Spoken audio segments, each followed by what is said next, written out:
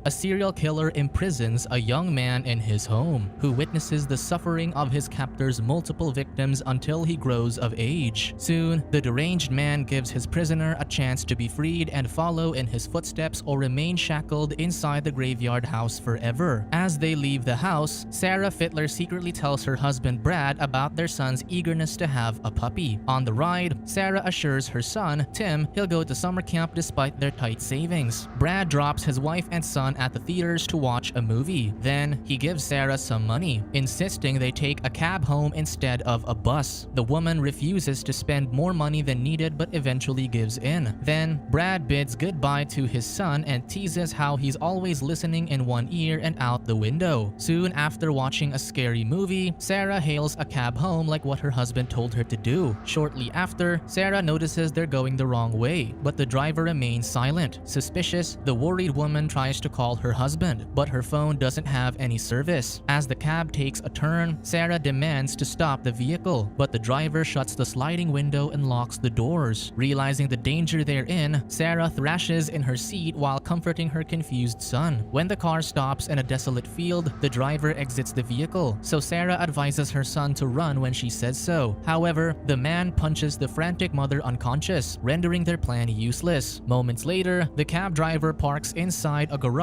while Sarah awakens in the back seat. The kidnapper, Bob, pulls the mother out of the cab, so she closes the door immediately to protect her son. Tim watches the man drag his mother inside the house, telling her son to cover his ears. However, Tim later hears his mother screaming, so he cries and wets himself in fright. Shortly after, Bob drags Tim into the house, where he sees his mother's blood on the floor. Then, the deranged man sits Tim on a bed, but the boy fights back and kicks him in the crotch as he cries for his mother. Bob doesn't punish him, but says he should learn to live without his mother, insinuating that Sarah's dead. Exhausted from crying, Tim awakens when Bob approaches him. The deranged man takes advantage of his unexpected prisoner, telling the boy to do his housework and only follow his orders for the remainder of his life. He instructs Tim to open the locks on the door upon hearing the buzzer within 10 seconds, signifying the kidnapper is returning with another victim. Moreover, Bob tells Tim to find missing people's articles in the newspaper every night and collect them in a scrapbook. He warns Tim, whom he renamed Rabbit, that he'll get a beating if he fails his regulated tasks, saying the boy must learn to live with his kidnapper and the corpses buried next room. 2 months later, the vicious man shows Rabbit the article about him and his mother's disappearance before leaving the house. Shortly after, the boy climbs the shelves to the attic, where he exits through the vent. Unfortunately, Bob watches him from outside since he expects the restless boy to attempt an escape. Nevertheless, Rabbit screams for help despite the barren fields surrounding the isolated house. Bob encourages him, letting his prisoner know that no one will hear him and come to his rescue. He calls him predictable as he throws rocks at the desperate boy. Then, Rabbit grabs a rock to retaliate, but surrenders immediately as he feels defeated. However, Bob motivates him to persevere and gives him a running start before chasing him. But when Rabbit climbs down the roof, the vicious man throws larger rocks at him until he hits him and falls unconscious. Due to his failed escape, Rabbit is now chained at his ankles while he continues cleaning after the murderer's mess. One day, Bob returns with another woman whom he defiles on his bed. The miserable man sobs over the victim's corpse while Rabbit listens from the door. Afterward, the shackled prisoner cleans the bloody bed while camera recorders witness his every move. Afterward, in a show of mercy, Bob gives Rabbit a chocolate bar while watching TV. Years later, an estranged father and son enter a much older Bob's taxi. The cab driver witnesses the father hitting his son, triggering his own traumatic memories. When Bob parks in his garage after dropping off his passengers, he sobs and thrashes in his seat, frustrated by the flashbacks of his early years. A teenage Rabbit notices the sullen mood of his master, so he hands him a beer. Burdened by his failed upbringing, Bob wonders if Rabbit had a good relationship with his father. The timid prisoner doesn't respond, so Bob decides to be a father figure and educate Rabbit to make him understand how people work and refers to them as human puzzles. Bob gives Rabbit a book about human anatomy, urging him to study so he may be freed from his shackles and follow the murderer's bidding. However, Rabbit refuses to kill people, making Bob burst in rage. To convince his prisoner there's no hope for him left, Bob shows Rabbit a recent picture of his father, who has remarried and moved on from his first family's disappearance. Despondent, the teenager declines Bob's beer but decides to study the books no matter his kidnapper's goal. As time passes, Bob quizzes his anxious prisoner about human anatomy, impatiently enhancing Rabbit's knowledge. One day, the vicious man struggles with a victim in his room while the chained prisoner covers his ears to block the sinister screams. Suddenly, Bob shouts in pain when the woman fights him back. The wounded victim hazily searches for a way out while Rabbit flinches when she begs him to help her escape. However, Bob has recovered and immediately ends the woman's life. Then, Rabbit stitches his master's wound from his fight with his latest victim, claiming he enjoyed the woman struggling. Soon, an intoxicated Bob wakes his prisoner and shuffles his victim's licenses like a deck of playing cards. The two exchange the dead women's names, reciting the memorized details of their personal identification. Rabbit says he knows nothing about a woman's real weight like Bob, so the murderer assures he'll learn and experience it soon. While Rabbit cleans a victim's corpse, he rummages through her bag and keeps her cutter knife. Meanwhile, Bob thrashes and clenches his heart in bed, troubled by nightmares about his deranged father who beat his family and forced him to take advantage of his mother. Soon after, Bob brings home an intoxicated woman, who cheerfully introduces herself as Mary to the shackled man. Bob orders Rabbit to take Mary to the restroom, who's eager to relieve herself. Hesitant, Rabbit leads the woman to the restroom, but Bob tells him to take her into the other room, where he kills his victims. Mary thinks nothing of the dark concrete room, so she takes a smoke to satisfy her needs. Then, Bob takes the unassuming woman's hand and slits her throat, thus ending her life. Rabbit then identifies the severed blood vessel, putting his knowledge about human anatomy to the test. Afterward, Rabbit places the smoke pack with Mary's buried corpse, showing sympathy for the cheery woman. That night, the shackled man screams in his sleep, haunted by nightmares that keep Bob awake. The following day, Bob hands his prisoner a school yearbook, telling him to choose someone who is supposed to be their next victim. However, Rabbit drops the book, refusing to cooperate with his captor. Containing his rage, Bob claims his son should not grow up to be uselessly educated. Rabbit denies being the murderer's kid, so the vicious man grabs him by the hair to gaze at the home he's known, convincing him that they're family. Left with no choice, Rabbit picks up the yearbook and quietly retreats to his bed. Shortly, Bob removes his prisoner's shackles, bewildering the old-time prisoner. While watching the news about another woman's disappearance, Bob proudly claims the police don't have any evidence of the missing reports. He says they're listening in one ear and out the window, which Rabbit remembers how his father referred to him years ago. Rabbit hands his captor the full scrapbook of his victim's articles, so Bob says he'll get a new one. Suddenly, Rabbit asks his kidnapper about his reasons for committing the murders. Taken aback, Bob says the women compel him to kill them, but Rabbit disagrees. Then, the deranged man reveals his hatred for all women, hitting his head in frustration. Despite the intensifying anger of his captor, Rabbit differs once more, making Bob think his captive needs to experience a woman soon to straighten his senses. Sometime later, while Bob sleeps on his couch, Rabbit approaches and mocks him as he grows defiant of his captor by the day. Over breakfast, Bob forces his disobedient prisoner to choose who to kill among the women in the yearbook with a knife. Rabbit initially refuses, but the deranged man grows impatient, so he lands the blade on a random woman. That night, Bob roams the streets and abducts the student in his car. However, Rabbit hides beneath the table, surrounded by books, and refuses to cooperate. Patiently, Bob sits in front of his timid prisoner, understanding his fear of being with a woman for the first time. Regardless, he pulls Rabbit up, urging him to prove he's worthy of his trust. Bob leads Rabbit to the room where the terrified woman, Angie, is cooped up in the corner. The vicious man pulls her by the leg and suffocates her with his arms to stifle her screams and set the mood. As Angie quiets down, Bob grabs his knife to end her. However, he decides to leave it up to Rabbit, saying he'll kill her if he doesn't, and hands the timid man the weapon. When Bob exits the room, Rabbit drops the knife and slumps down. Angie realizes that the teenage man is harmless compared to her abductor, so she introduces herself and tries to get to know him better. Rabbit grabs the knife as the woman approaches him, but she urges him to fight the deranged man. Since Rabbit is mentally resigned to his captor, he claims they can't escape, so Angie offers her body instead. However, the distressed teenager refuses, thinking that copulation involves killing. Learning that Rabbit hasn't done both, Angie leads him on while crying in the hands of her merciful killer. Suddenly, an impatient Bob barges inside the room, compelling Rabbit to stab Angie, and he screams at his captor to leave them be. Shortly after, Rabbit drags Angie's body next door while Bob sleeps. Covered in blood and dirt, Rabbit faces his captor, saying he wants to hunt. Realizing that his self-proclaimed son has successfully awakened to a killer's life, Bob gives Rabbit some fresh clothes and purchases a brand new chair which he sits beside him. Afterward, Bob leads Rabbit into his cab, where the young man remembers his mother's voice the day they were abducted. Then, the killer's protege sits in the front passenger seat and tucks down until they drive into town. son. Along the streets, Bob suggests a couple of women whom Rabbit all declined, claiming they're not his type. Then, the deranged man realizes his son is overwhelmed by selecting his next victim, so he decides to return home and watch Rabbit's video record instead. Alarmed, the protege realizes that Bob has recorded his moment with Angie. He reasons that he doesn't want the professional killer to witness his inexperience, but Bob insists. Shortly, a police car patrolling the area passes by, so Rabbit ducks as the cab driver parks by the road. When the police pass by, Bob sees his car's reflection on a glass board, reading the word help written on the side, which his protege wrote earlier. Furious about Rabbit's betrayal, Bob hits him and scrubs off the mark on his cab. On the way home, the deranged man realizes that Rabbit had purposely stabbed Angie, convincing their captor that he had killed her. However, Rabbit avoided her vitals and persuaded the woman to pretend to be dead. Then, he hid her in the next room and gave her a flashlight, water, and a cutter knife to protect herself. Back at the garage, Bob punches his protege unconscious and heads inside the house, calling for Angie. When Rabbit regains consciousness, he hurriedly pounds at the locked door and breaks it open with a crowbar. Concurrently, Bob crawls to Angie's hideout with a knife, but the woman suddenly points the flashlight at him and slashes his heel. Pained and enraged, Bob attacks his captive when Rabbit arrives. Seeing Angie unmoving, Rabbit strangles his captor and thrusts the knife at him without thinking twice, ending the serial killer's life. Then, the wounded woman faintly calls Rabbit, who looks at her in relief. Afterward, Angie recovers in the house while the longtime prisoner reads through the letters addressed to Bob, whom he buried with the killer's victims. Sometime later, Rabbit knocks on his father's house, where he finds Brad carrying a puppy. The distressed man claims he wanted a puppy before, but his parents couldn't afford it. Confused, Brad stares back at the stranger, whom he recognizes as his first son, Tim. Marie, Brad's new wife, warmly looks at her husband's long-lost child and invites him inside their house. Tim looks around at the extravagant home, remembering his family's substandard life before he got abducted with his mother. Brad asks where he's been, so Tim reveals his mother was killed, earning sympathy from Marie. Then, Tim hands his father a letter, which he claims Brad has given his brother Bob. However, Marie claims her husband doesn't have a brother, but the tearful man ignores her, dumping his frustration at the apathetic man. Suddenly, a boy, Colin, intervenes, but Brad impatiently orders him to retreat to his room. Tim recognizes his half-brother and repeats his father's words, in one ear and out the other, which he also heard Bob say. Then, Marie reads Brad's letter to his serial killer brother, which contains Sarah and Tim's younger picture, and learns that her husband paid Bob to get rid of Brad's first wife and son. The tormented man threatens Brad, who challenges and pushes him to leave. Deterred by the truth, Marie stops her husband from beating Tim, so Brad chases his wife and pins her to the floor. Tim watches his father manhandle Marie the same way Bob beats his victims, so he grabs a glass ornament and hits him. When Brad struggles beneath his son, Tim hits him in the head, ending him instantly. Then, Marie thrashes her living room, telling Colin to remain in his room. She encourages her husband's tormented son to escape as she calls for the police, claiming someone broke into her house and killed Brad. Afterward, Tim returns to the isolated house, figuring out his way alone in a killer's abode, where he still feels bound through years of torment.